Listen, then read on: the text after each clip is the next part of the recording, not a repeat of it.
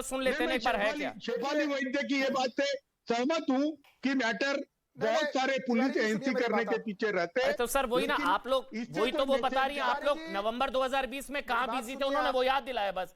आप कहां बिजी थे? वसूली गेट चल रहा था, 100 करोड़ की वसूली चल रहा था, पत्रकार की गिरफ्तारी होती, केत की चेताले उन सबको अंदर की, वहां बिजी थे ना आप लोग शायद, वो याद दिला रही है बस, वो याद दिला रही है कहां बिजी थे आप लोग, तो याद ध्यान नहीं गया होगा। अमन अमन अमन अमन अमन अमन क्रिएटिविटी कोई चीज होती है, मुझे बताइए। जिस अफसर का वो जोड़ रही है, वो अफसर क्या उस पुलिस स्टेशन में थे?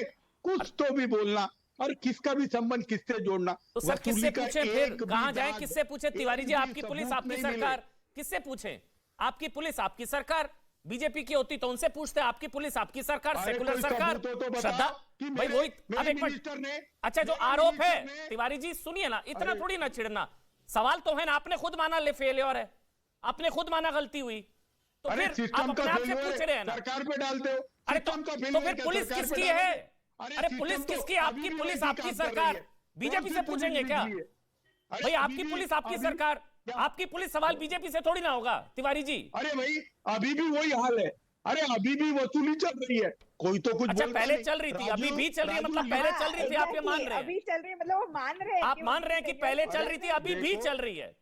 आप इतने ईमानदार आदमी है ना तिवारी जी, आपकी ईमानदारी का हर कोई कायल है। आप मान रहे हैं कि हाँ पहले तो वसूली चल रही थी, अब भी चल रही है। शानदार भाई, शानदार है। उसी वसूली में बिजी थे शायद सर आप लोग। राजीव पांडे बीजेपी से आरोप लगाते, हम पे तो आरोप लगाते, आपने अपने ऊपर खुद आरोप लगाया। अब राजीव पांडे बोलेंगे, राजीव पांडे बीजेपी से। राजीव पांडे जी मुझे समझाइए तुष्टीकरण कहां से आ गया इस पूरी डिबेट में?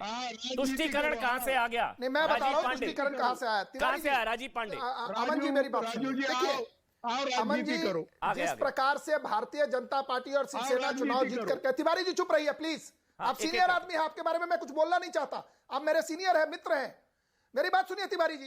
देखिए अमन जी बात दो है, जब ये सरकार में जिस प्रकार से ये कूद करके चले गए, आइडियोलॉजिकली डिच करके पीठ में छुरा भोग करके चले गए, उसके बाद ये दो पैर पे ऐसे खड़े थे, जिनकी जो सरकार इनकी चल रही थी वो ऐसे दो पैर पे थे, एक पैर से चल रहा था असलम शेख मुंबई चला रहा था, दूसरा नवाब मलिक चला रहा था।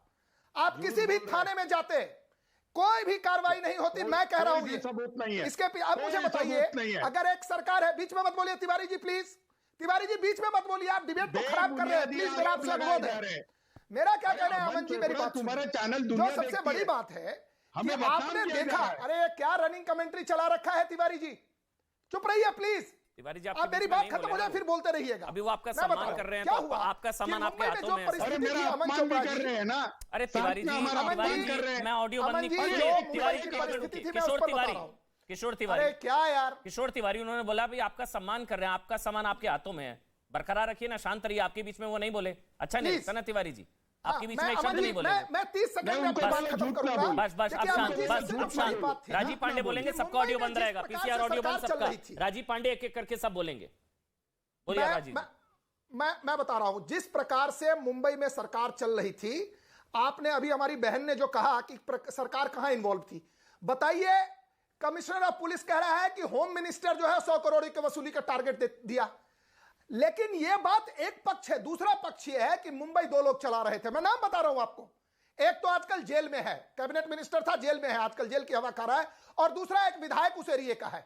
आप कोई भी कंप्लेन इन लोगों के खिलाफ लेकर के जाते, आपकी सुनवाई नहीं होती है, मैं कह रहा हूं।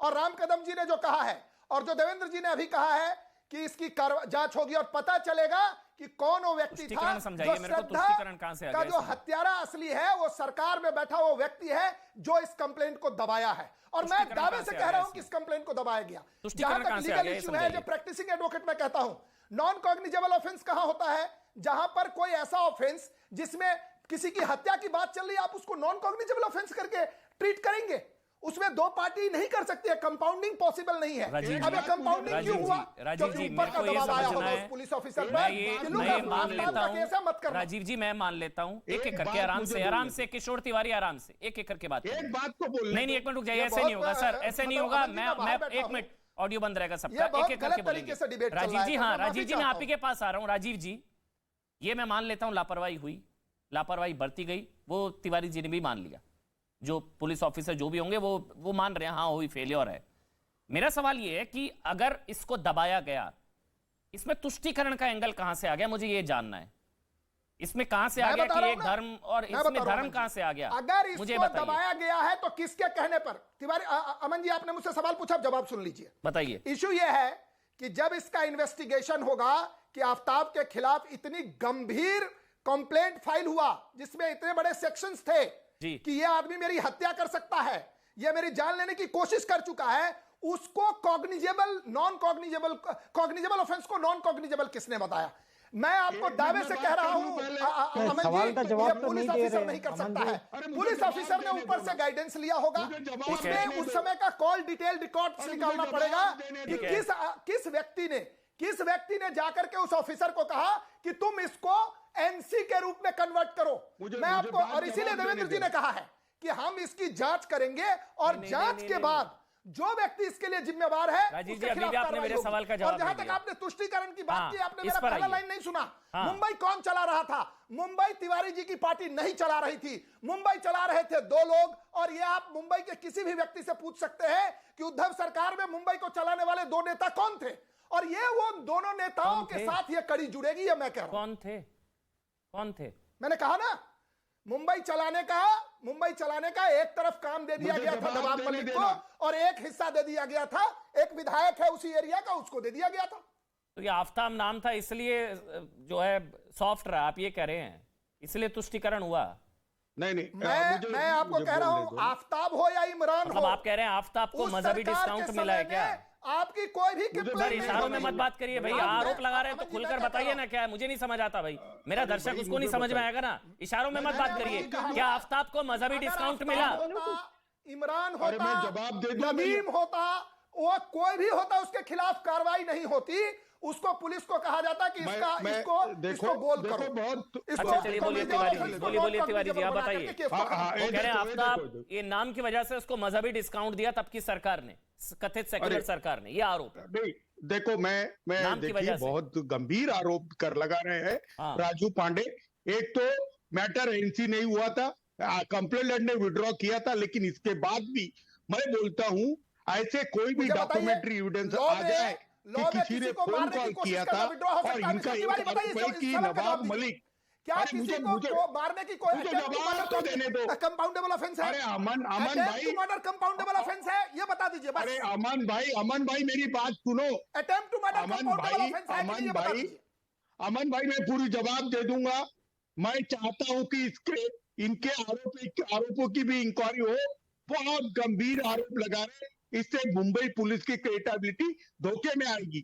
मैं अभी बता रहा हूं कि उस वक्त कोई पॉलिटिकल इंटरफेरेंस और कोई बंबई चलाता था, तो ये चैलेंज है। मैं देवेंद्र फडणवीस जी को कहता हूं कि दूध का दूध और पानी का पानी हो जाए।